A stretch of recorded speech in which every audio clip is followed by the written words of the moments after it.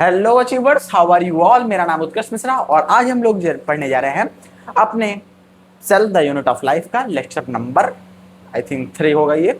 और इसमें हम लोग पढ़ेंगे cell envelope and it modification के बारे में। टाइम बिल्कुल नहीं वेस्ट करना, जल्दी से अपने लेक्चर को स्टार्ट करना है। बहुत ही आराम आराम से पढ़ेंगे, नहीं भागना, कहीं कहाँ की ट्रेन छूट रही है, आराम से पढ़ते हुए चलेंगे। ठीक है, तो हम लोगों का जो आज का टॉपिक होने वाला है वो होगा सेल एनवेलप। गलती हो गया क्या कुछ मुझसे, डस्ट का। Cell envelope and its modification. कुछ कारण बस मैं आप लोगों के लिए ऐसा लेक्चर नहीं ला पा रहा था, अभी तक मेरे डिजिटल लेक्चर जा रहे थे, लेकिन हाँ अगेन हम लोग वी आर ऑल बैक और अब हम लोग पढ़ेंगे अपने वापस से इस बोर्ड पर। तो देखिए सेल एनवेलप क्या होता है, सबसे पहले हम लोगों को ये जानना पड़ेगा। तो मान लीजिए कि कोई एक सेल है, क्या है, कोई एक सेल है। सेल आप लोग जानते ही है, कुछ इस प्रकार की होती है। ठीक है, बीच में ऐसा न्यूक्लियस होता है। ठीक है, ऐसे ऐसे कुछ आइटम्स होते हैं। आइटम्स मतलब कि ये कुछ ऑर्गेनली टाइप का सिस्टम यहाँ पे पाया जाता है। ठीक है,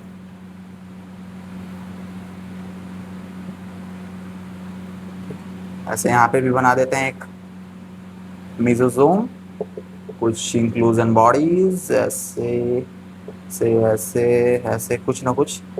अब ये हो गया अंदर का आइटम पूरा। ठीक है, ओके।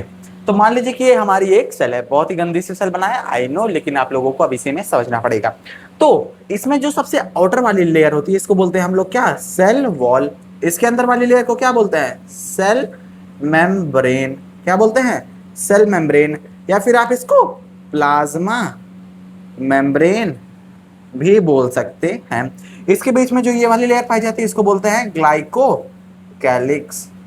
ठीक है, तो अगर आपसे पूछ ले कि सेल एनवेलप किस चीज का बना हुआ है, तो आपका 3 चीजों का बना हुआ है।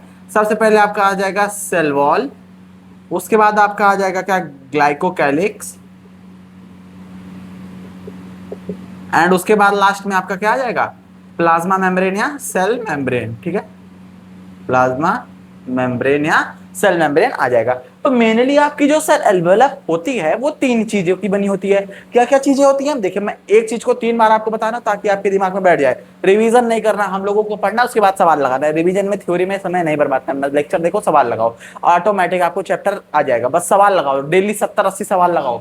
तो यहाँ पे क्या है कि सेल एनवेलप जो कि हमारा 3 मेन कंपोनेंट का बना हुआ है। ठीक है, यहाँ पे एक मिस्टेक है, सेल एनवेलप ऐसा रहेगा। ठीक है, तो अब ये 3 मेन कंपोनेंट क्या है, एक है हमारा सेल वॉल, एक है हमारा ग्लाइकोकैलिक्स, एक है हमारा प्लाज्मा मेम्ब्रेन। जिसमें कि हम लोगों ने cell wall and plasma membrane तो पहले बहुत ही बार पढ़ चुका है, लेकिन जो हमारा ग्लाइकोकैलिक्स है इसको हम लोगों ने ज्यादा नहीं पढ़ा हुआ है। ठीक है, इसको हम लोग अब पढ़ेंगे, लेकिन उसके अलावा अब हम लोगों को एक नई चीज और जान लेनी है कि इसमें ऐसी क्या क्या चीजें हैं कि जिनको मिलाकर के ये चीजें बनी है। जैसे कि सेल वॉल क्या मिला करके बना है, ग्लाइकोकैलिक्स क्या मिला करके बना है। ठीक है, तो यहाँ पर जैसे कि अगर मैं सेल वॉल की बात करूं तो ये बनी हुई है पेप्टाइडोग्लाइकन की। किसकी बनी हुई है, पेप्टिडोग्लाइकन की। ठीक है, ग्लाइकोकैलिक्स बनी है म्यूको पॉलीसैकेराइड की। ठीक है, तो ये इसका कंपोजिशन है, क्या है, ये इसका कंपोजिशन है। अब प्लाज्मा मेम्ब्रेन हमारी जो है वो लिपिड्स की बनी है and proteins, lipid and proteins आप लिख सकते हैं इसे। किसकी बनी है, लिपिड्स एंड प्रोटीन की बनी हुई है। ठीक है, तो ये इतनी 3 बात जो आप लोगों को याद करनी है। अब जो हमारी ग्लाइकोकैलिक्स है, क्या है, ग्लाइकोकैलिक्स, ये हम लोगों के लिए नहीं है, तो मैं आपको इसके 2 पार्ट्स में करके दिखा दे रहा हूं। तो जो हमारा cell wall and cell membrane के बीच का जो डिफरेंस मतलब जगह बचती है वो हमारा ग्लाइकोकैलिक्स कहलाता है। अब ये भी 2 तरीके की होती है। एक तरीका होता है, एक तरीके में आता है इसका कैप्सूल, एक तरीके में आता है इसका स्लाइम लेयर। ठीक है, और कैप्सूल ऐसा जगह। ठीक है, तो होता क्या है कि अगर मैं इसको 2 पार्ट्स में ऐसे बांटूं तो यहां पर इसको मान लीजिए मैंने ऐसे ऐसे कर दिया, पूरा अंदर ऐसे मान लीजिए कलरफुल है। ठीक है, अब यहाँ पे मैं इसको कितना ही रंगूंगा, लेकिन आप एक तरीके से ऐसे अजूम कर लीजिए ये अंदर ऐसे पूरा भरा हुआ है। ठीक है, बिल्कुल भी जगह खाली नहीं है। तो इसे हम लोग क्या बोल देंगे, ये हमारा हो जाएगा कैप्सूल। लेकिन अगर वहीं हम स्लाइम लेयर की बात करें तो स्लाइम लेयर ऐसे खाली खाली रहती है, ठीक है, ऐसी कैसी रहती है, ऐसे खाली खाली सी रहती है। और इसी को हम लोग क्या बोल देंगे, स्लाइम लेयर, जहाँ पे गैप बहुत ज्यादा रहता है, ठीक है। लेकिन वहीं पे कैप्सूल एकदम कॉम्पैक्टली पैक होता है। तो ये दो अंतर होते हैं हमारे पेप्टाइडोग्लाइकन के। पेप्टाइडोग्लाइकन हमारी दो तरीके की पाई जाती है, ठीक है। अब इसके बाद ये जो तीन लेयर है, इसमें सेल वॉल हमारा क्या है, आउटर मोस्ट है, ये हमारा आता है मिडिल में, मिडिल लेयर बोल सकते हैं। ग्लाइकोकैलिक्स को क्या बोल सकते हैं, इनर मोस्ट बोल सकते हैं। क्या बोल सकते हैं, इनर मोस्ट बाउंड्री बोल सकते हैं। ये इतनी बात क्लियर है, क्लियर है कि नहीं क्लियर है। अब यहाँ पर ये तीन लेयर पाई जा रही हैं, तो ये तीन लेयर कुछ फंक्शन करती होंगी। तो इनका जो सबसे मेन फंक्शन है वो है प्रोटेक्शन। क्या है, ये तीनों मिल करके जो सबसे मेन फंक्शन करती हैं वो क्या करती हैं, प्रोटेक्शन का वर्क करती हैं। क्या करती हैं, प्रोटेक्शन का वर्क करती हैं। इंपॉर्टेंट पॉइंट नोट करेंगे, नोट करेंगे, ठीक है। ये इन लोगों का जो मेन वर्क होता है क्या होता है, प्रोटेक्शन करना है। क्या करना है, प्रोटेक्शन करना। किस चीज का प्रोटेक्शन करना, हमारे सेल ऑर्गेनेलिस का, हमारा जो मेन ये अंदर वाला पार्ट है इसका प्रोटेक्शन करना ही इसका जो मेन फंक्शन है वो होता है, ठीक है। ये इतनी बात क्लियर है, आगे बढ़े, नोट करिए। अच्छा साइड हो जा रहे हैं, जल्दी से नोट करेंगे इसे, टाइम ना वेस्ट करते हुए इसे बालक नोट करो सब लोग जल्दी जल्दी, ठीक ठीक ठीक। चलिए आगे बढ़े, आगे बढ़ जाएं।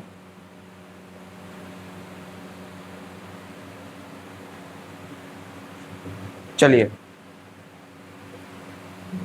अब हम लोग इसके बाद पढ़ेंगे प्रोकैरियोटिक सेल वॉल। क्या पढ़ेंगे, प्रोकैरियोटिक सेल वॉल। एक मिनट, पसीना हो रहा है बहुत ज्यादा।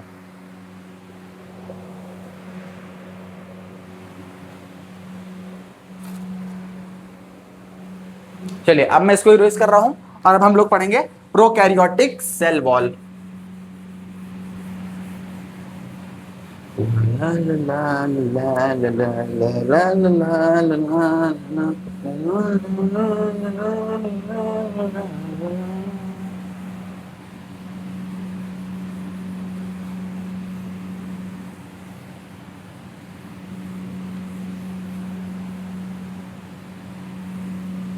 चलिए अब हम लोगों का जो अगला टॉपिक होगा वो क्या हो जाएगा, प्रोकैरियोटिक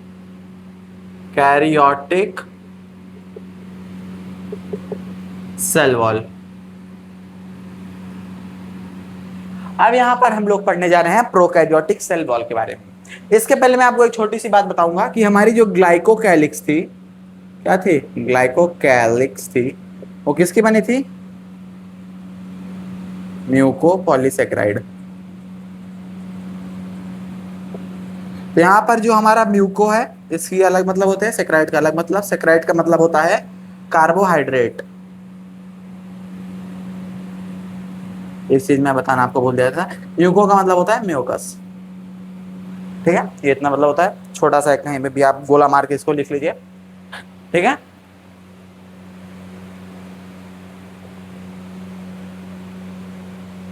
चलिए अब मैं आप लोगों को पढ़ाऊंगा प्रोकैरियोटिक सेल वॉल। तो अब देखिए सेल वॉल का मेन फंक्शन क्या होता है, function of the cell wall.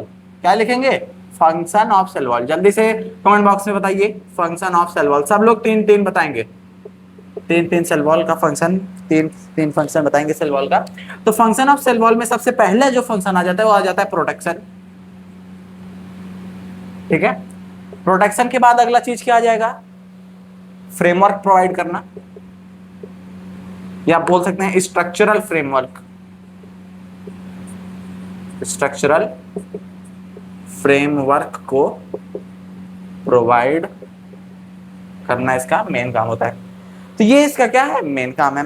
ये क्या करती है, ये हम लोगों को प्रोटेक्शन प्रोवाइड करती है आउटर बॉडी से, फॉरेन पार्टिकल से, एंड इसके साथ साथ ही ये स्ट्रक्चरल फ्रेमवर्क हम लोगों को प्रोवाइड करती है। फिर उसके बाद ये जो हमारा बैक्टीरिया होता है ना, ये बैक्टीरिया को प्रिवेंट करती है, प्रिवेंट बैक्टीरिया फ्रॉम ब्रस्टिंग और कोलैप्सिंग। तो ये आउटर बॉडी पे रहती है एकदम, जैसे मान लीजिए सेल है सबसे बाहर यही पाई जा रही है, तो इतना टाइटली पैक कर देती है कि ये जो अंदर का हम लोगों का सेल है ये बाहर कोलैप्स ही ना कर पाए, बाहर बिल्कुल भी ब्रस्ट ना कर पाए। ये ब्रस्टिंग एंड कोलैप्सिंग से हम लोगों के बैक्टीरिया को, या बैक्टीरियम बोल सकते हैं, बैक्टीरियम बोल दिया, ठीक है। ये एक लाइन है, इंपॉर्टेंट लाइन है, हो सकता है कि आपसे इससे असर्जन रीजन बना ले, या फिर बोल दे मतलब ट्रू फॉल्स भी पूछ सकता है अगर आप स्कूल का मतलब ऐसे एग्जाम में देखेंगे तो। बस ये इतना मेन काम है, ठीक है। तो अब इसके बाद क्या है कि इसमें एक एक्सेप्शन आता है। क्या आता है एक्सेप्शन? माइकोप्लाज्मा, दूसरा पे ले लेते हैं। इसमें एक एक्सेप्शन आ जाएगा,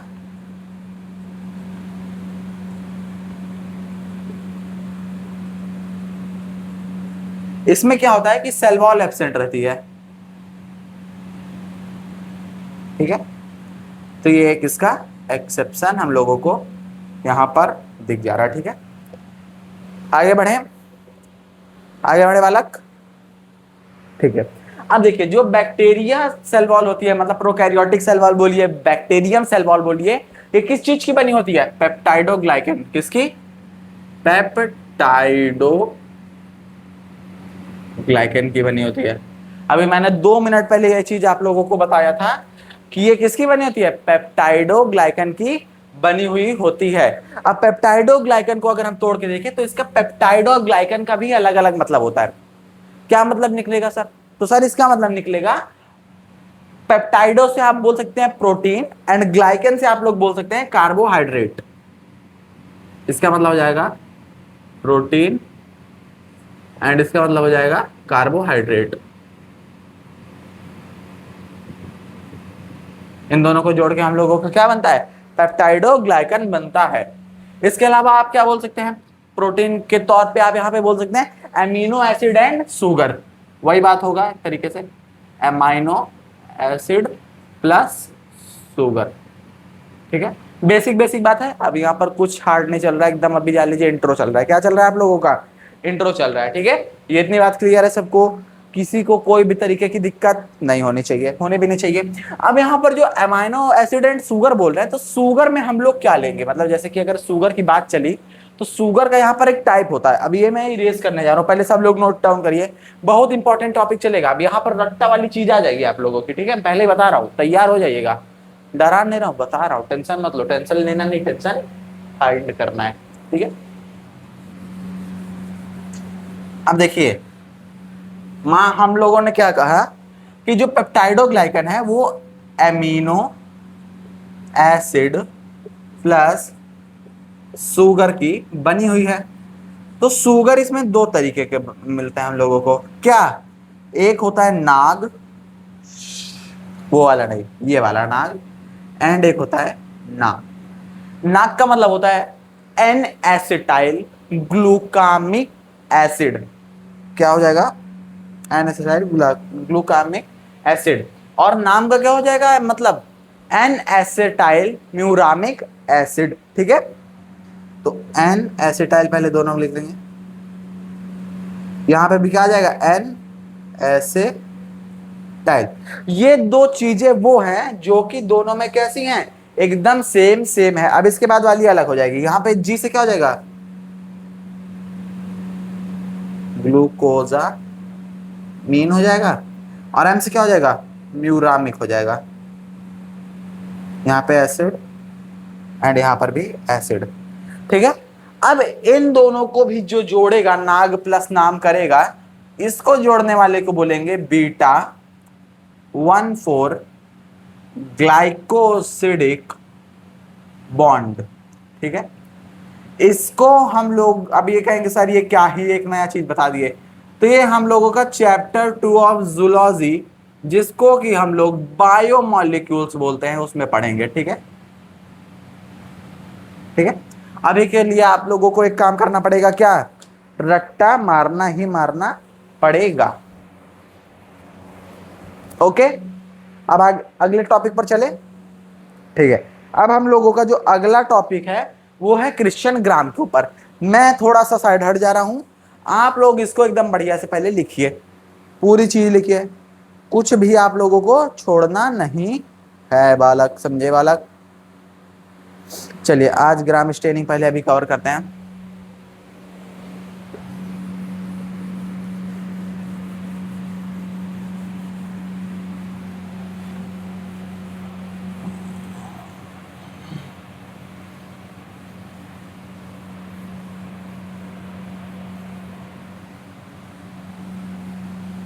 तो अब हम लोगों का जो हमारा अगला टॉपिक है वो है ग्राम स्टेनिंग। क्या है? Gram staining. पहले मैं आप लोगों का इंट्रोडक्शन इससे करा देता हूं, फील दिला देता हूं कि ग्राम स्टेनिंग क्या होती है। उसके बाद मैं वीडियो पॉज करके यहाँ पे पूरा प्रोसेस लिखूंगा। काफी लंबी प्रोसेस है, मैं टाइम नहीं वेस्ट करना चाहता वीडियो में, इसलिए मैं पूरी प्रोसेस लिख लूंगा। उसके बाद मैं आपको एक एक चीज लाइन बाय लाइन एक्सप्लेन कर दूंगा, ठीक है। तो चलिए सबसे पहले पढ़ते हैं कि इसका मतलब क्या होता है। तो यहां पर स्टेनिंग का मतलब है कलर से। किससे? कलर से। और ये प्रपोज्ड किसके द्वारा किया गया था? प्रपोज्ड बाई, या आप कह सकते हैं डिस्कवर्ड बाई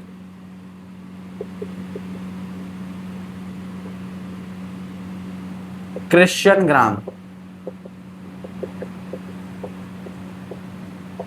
यही थे वो व्यक्ति जिन्होंने ग्राम स्टेनिंग की खोज करी। तो आखिरकार होता क्या है कि जैसे कि हम लोग अपने बॉडी का कोई एक सेल लेंगे और उसको माइक्रोस्कोप में देखेंगे तो दिखेगा ही नहीं, क्योंकि वो कैसा है? कलरफुल तो है नहीं। हम लोगों ने अपने जैसे कॉपी बुक में जैसे कलरफुल देखा है सेल, वैसा होता नहीं है। तो हम लोगों को कोई भी चीज स्पेसिफिकली देखनी हो तो हम लोग उसकी स्टेनिंग कर देते हैं। क्या कर देते हैं? उसकी स्टेनिंग कर देते हैं। अब स्टेनिंग करते हैं तो उससे क्या होता है कि उसके अंदर मान लीजिए कि कोई भी एक है ऐसा सेल, हम लोगों को उसका न्यूक्लियस देखना है।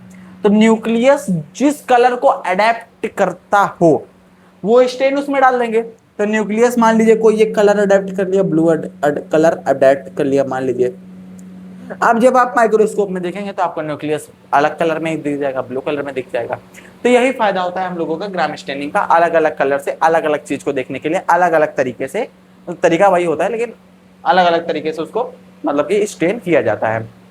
अब यहाँ पर ग्राम स्टेनिंग भी दो होती है। एक होती है ग्राम पॉजिटिव थिंग्स होती हैं कुछ, एंड कुछ ग्राम निगेटिव थिंग्स होती हैं। ग्राम पॉजिटिव वो होती हैं जो कि स्टेनिंग को अडेप्ट कर ले, मतलब कि कलर को अडेप्ट कर ले। और ग्राम निगेटिव वो चीज होती हैं जो कि कलर को अडेप्ट ना करे। ठीक है, ये इतनी चीज क्लियर है। आगे बढ़ते हैं हम। अब यहाँ पर ग्राम पॉजिटिव और ग्राम नेगेटिव में क्या अंतर होता है कि ग्राम पॉजिटिव में आप कलर डालेंगे, कलर अडेप्ट कर लेंगे, माइक्रोस्कोप में देखेंगे और आप जो चीज देखना चाहते थे वो आपका कलर ये क्या कर चुका रहेगा? रिटेन कर चुका रहेगा, एंड वो चीज आपको दिख जाएगी बड़े ही आराम से, कोई झंझट यहाँ पर नहीं होगी। लेकिन यहाँ पर जब आप उसको देखेंगे वो कलर अडेप्ट ही नहीं करा रहेगा तो वो आपको कलरलेस ही दिखेगा और आपका एकदम दिमाग से खिचड़ी पक जाएगा दिमाग का कि आपने इतना मेहनत से लिखा लेकिन वो कलर को अडेप्ट ही नहीं करा। तो वही दिक्कत यहाँ पर होती है कि ये कलर को रिटेन नहीं करते, डू नॉट रिटेन कलर। और इसका सबसे अच्छा एग्जाम्पल है बैक्टीरिया। लेकिन हम ऐसा बुद्धिमान व्यक्ति हम लोग कि हम लोगों ने इसका भी कोई एक तरीका खोज निकाला। ठीक है, तो ये कुछ दो ग्रुप्स थे जिनमें हम लोगों ने ग्राम स्टेनिंग को बांटा। 2 ग्रुप्स थे। ठीक है, ये इतनी बात क्लियर है। चलिए अब लिखिए इसको आप लोग जल्दी।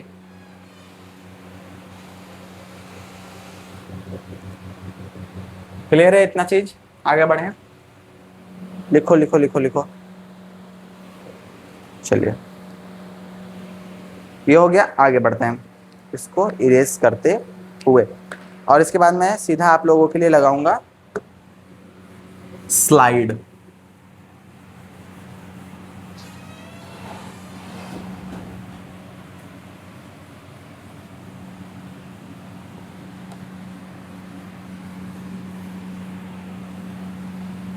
ठीक है, मैं आप लोगों के लिए वीडियो को पॉज करता हूं और लगाता हूं आप लोगों के लिए एक बढ़िया सी स्लाइड।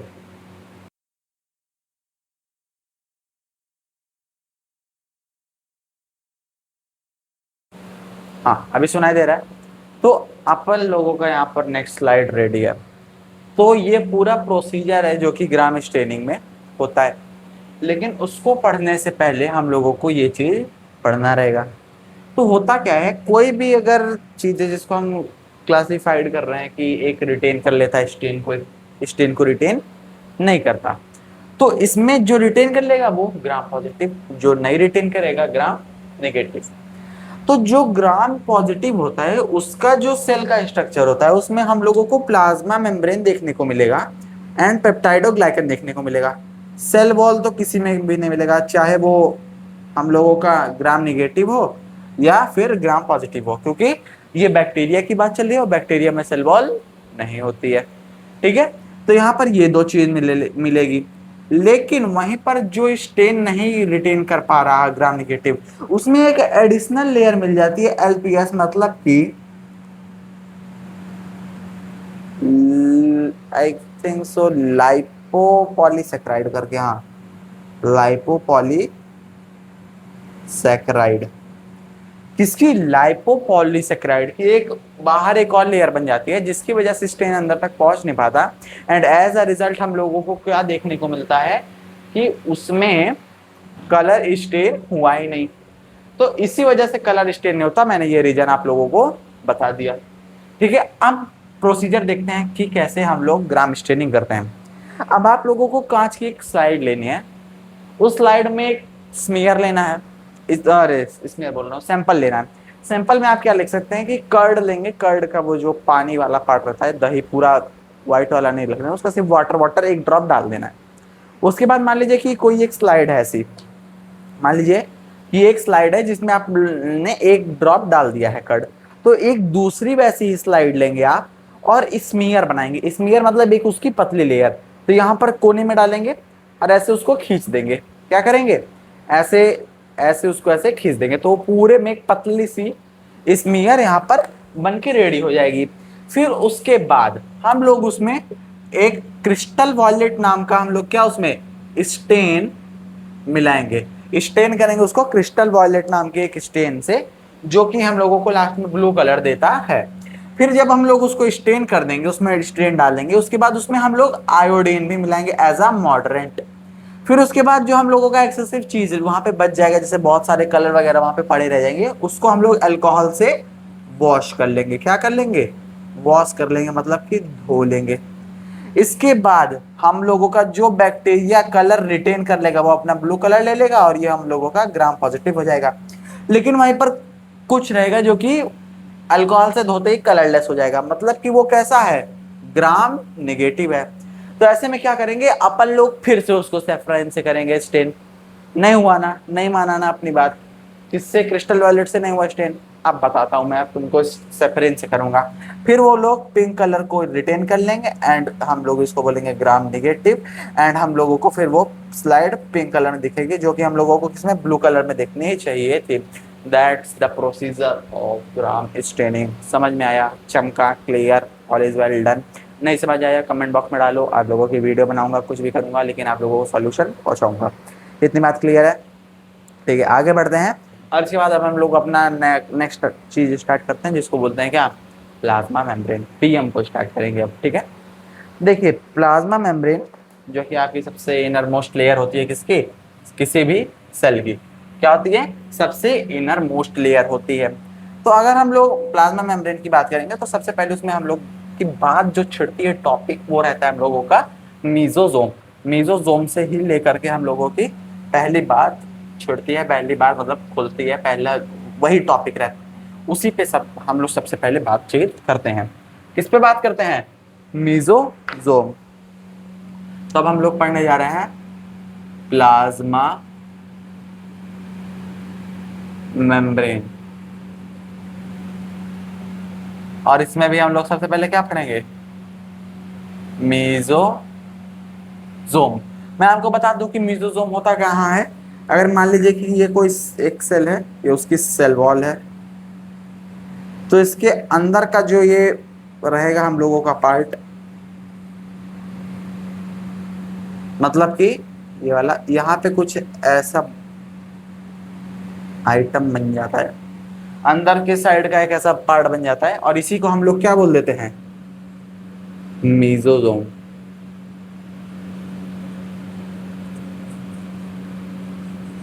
ठीक है, इसी पार्ट को हम लोग क्या बोलते हैं, मीजोजोम।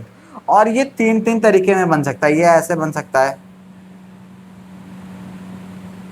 मतलब कि ट्यूब्यूल फॉर्म में बन सकता है, ठीक है, ये वेसिलस के फॉर्म में बन सकता है ऐसे, ठीक है, ये आपका, ये जैसे बना है ऐसे इस फॉर्म में भी बन सकता है।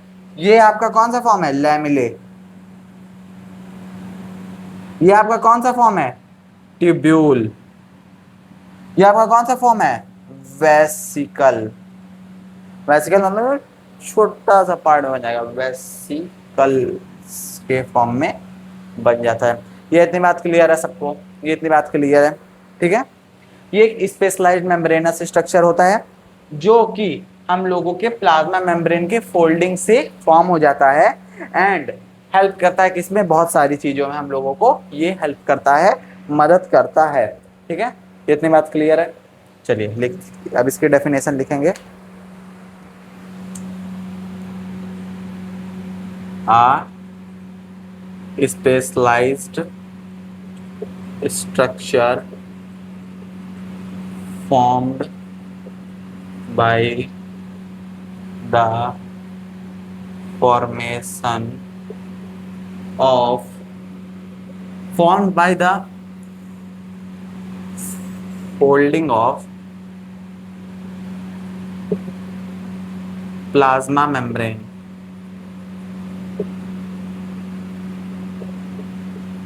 ठीक है। ये इतनी बात क्लियर है, ठीक है। ये इतना बात क्लियर हो गया ना, बस ये इतना अभी हम लोगों को पढ़ना है। अब इसके बाद हम लोग अपने अगले लेक्चर में पढ़ें। चलिए अगले लेक्चर में पढ़ेंगे, लेकिन जाते जाते कुछ मैं आप लोगों को इसके पॉइंट्स लिखा के चला जाता हूं।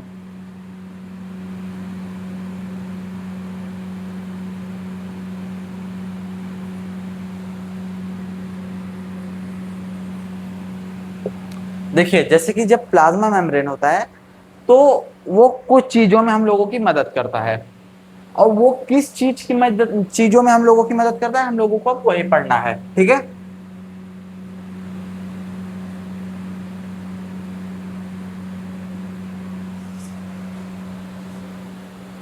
वन सेकेंड हमको दीजिए।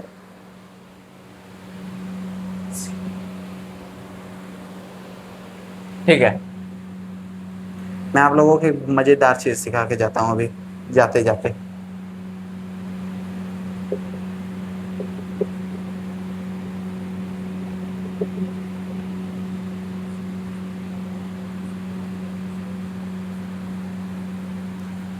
यहां पर ये मैंने कुछ छोटे छोटे पॉइंट लिखे हैं, ठीक है। यहाँ पे सी का मतलब क्या होता है, सेल वॉल फॉर्मेशन।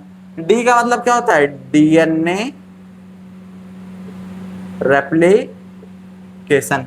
फिर यहाँ पे दोबारा डी आ जाएगा जिसका मतलब होता है डिस्ट्रीब्यूशन ऑफ डॉटर न्यूक्लियाई, ठीक है। फिर उसके बाद यहाँ पे क्या आ जाएगा, आर। आर से आप रेस्पिरेशन लिख दीजिए। फिर यहाँ पे आ जाएगा आपका एस। एस से होता है सिक्रेटरी एनरिचर।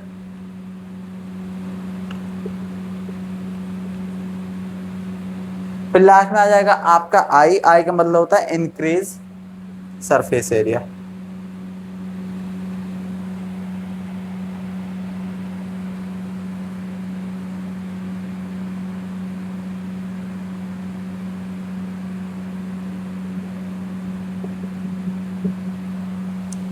अब ये आपको याद कैसे होगा, एक बढ़िया तरीका मैं आप लोगों को